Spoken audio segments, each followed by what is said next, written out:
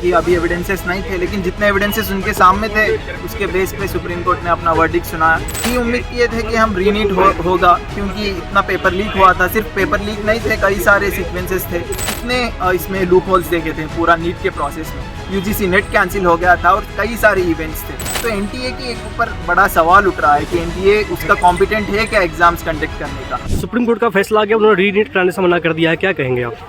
तो हम यही कहेंगे कि ये अभी पूरा ख़त्म नहीं हुआ था मामला, क्योंकि अभी एविडेंसेस नहीं थे, लेकिन जितने एविडेंसेस उनके सामने थे उसके बेस पे सुप्रीम कोर्ट ने अपना वर्डिक्ट सुनाया। तो अब इसके आगे यही चीज़ें पता चले कि एनटीए एक सिस्टमेटिक फेल्यूर है।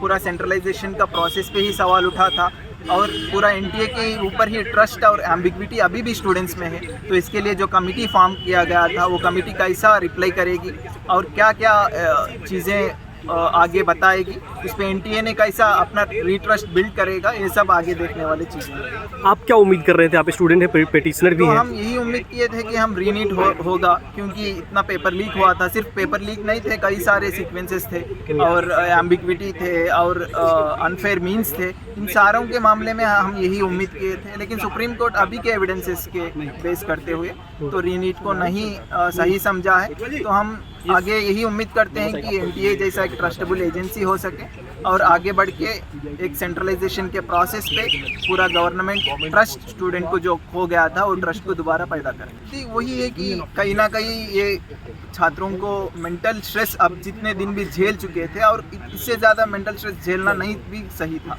क्योंकि इसके बाद अब और एक हियरिंग आएगा और उसके बाद कितना मेंटल स्ट्रेस वो जा पाएंगे स्टूडेंट के प्लेस में रह के। तो हम यही सोचते हैं कि कल के दिन और वो पेपर और सीबीआई का जांच सही से हो, ताकि स्टूडेंट्स जो भी है रेड फ्लैग्स है उनको सही से आइडेंटिफाई करें और जो भी सही उसके जिम्मे जो सही स्टूडेंट्स है जो मेहनत किए हैं उनको वो रिप्लेस कर सकें। क्योंकि सुप्रीम कोर्ट क्लियरली कहा है कि जब भी ये आइडेंटिफाई करेंगे रेड फ्लैग्स को तो उनका एडमिशन कैंसिल किया जाएगा। तो हम यही उम्मीद करते हैं कि सीबीआई का जांच सही से। एक विश्वास की बात है, क्या पता अगली बार फिर से इस तरह का क्वेश्चन पेपर आउट हो जाए, इस पर क्या कहना चाहते हैं आप? वो यही कहना चाहते हैं कि जब आप सेंट्रलाइजेशन की बात करते हैं तो आप उसका इंटीग्रिटी मेंटेन करने के भी लायक होना चाहिए। तो आप बातें अच्छे कर रहे हैं लेकिन उसका इंटीग्रिटी आप मेंटेन नहीं कर रहे हैं, क्योंकि हम कितने इसमें लूप होल्स देखे थे पूरा नीट के प्रोसेस में। यूजीसी नेट कैंसिल हो गया था और कई सारे इवेंट्स थे।